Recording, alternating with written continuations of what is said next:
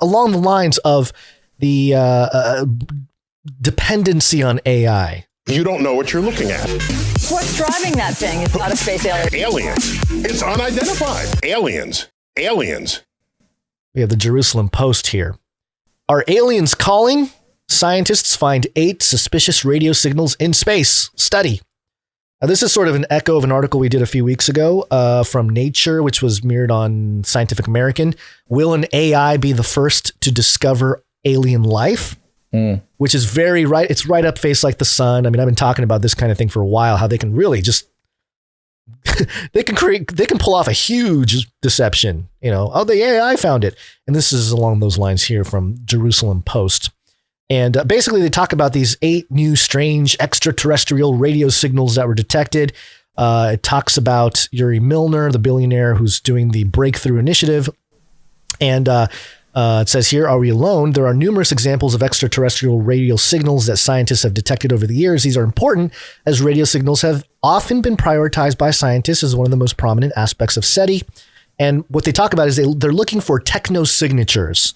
And then they discuss how there's a lot of radio signals out there from any number of natural phenomenon. And it says finding a way to distinguish the natural from the man-made, or rather alien-made in this case, is important. One way of doing this is by seeing the range of frequencies, and it gets into the different frequencies that they're getting into. As the study itself says, quote, the detection of an unambiguous technosignature would demonstrate the existence of extraterrestrial intelligence. So it's almost explicit in the setup, in the premise of what would need to happen for them, for SETI especially, to announce we have discovered artificial or alien life. Through AI. And what happened here? What happened to my highlights? Okay. And then, where did it go? Oh no. Oh, here it is. Okay. Like finding a needle in a haystack, but with so many signals that can happen, how can scientists possibly sift through all of them to try to find a possible alien transmission? Well, it turns out scientists have found the answer. Don't. Let AI do it for you. We just mentioned the dependence on AI and how suicidal people are because they can't get their provocative text message partner, whatever. Right. What's going to happen here? Where if the same kind of dependence with that stuff is prevalent with AI, how easy would it be to be like, oh yeah, the AI found aliens, And they talk about the details of it. We won't get into it. There were some potential false positives of the technosignature, but in the end, there were 8 promising signals found that hadn't been detected before. So they started looking more into it. And then the researchers discovered that those 8 signals weren't seen again. So now there's more questions. Like, where did it go? Where did the signal go? Was it temporary? Was it a permanent thing? What was it? And so the mystery continues. But I think it's interesting that AI is being used literally to completely change the infrastructure. And it's like the fuel that's going to change all the infrastructure here. And it's ripe for all kinds of fascinating things, like the potential of announcing aliens.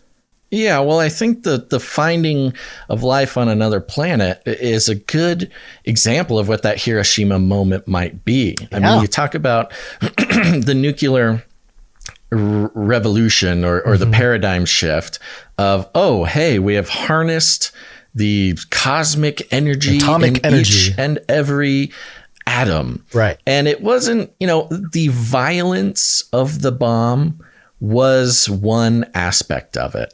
But it sort of philosophically, it wasn't just about the violence. Right. It was, we've cracked the nut that is the fundamental particle of the universe. Look how impressive this is. And it was a paradigm shift in man's ability to interact with, the nature, material around them, how they relate to the universe they live in was one of the big parts of the paradigm shift of Hiroshima.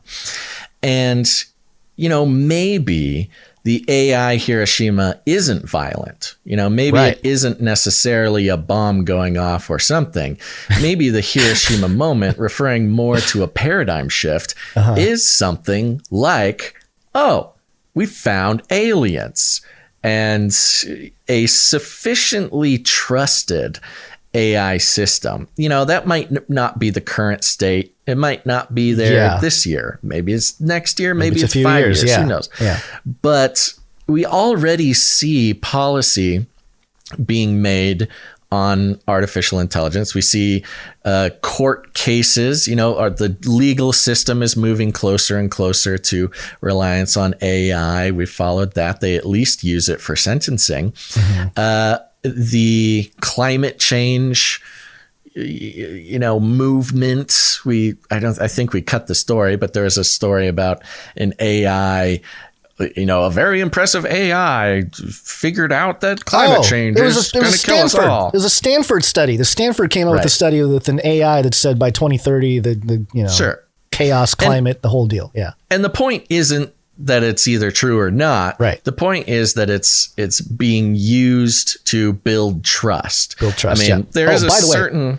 I'm sorry, before you finish your point, with that Stanford study, the takeaway, and I should have pulled it up, but basically the takeaway was the reason why they're saying that the future models are probably accurate is because they ran the simulation in the AI up until this point. So they did kind of like a backlog to see how accurate they are.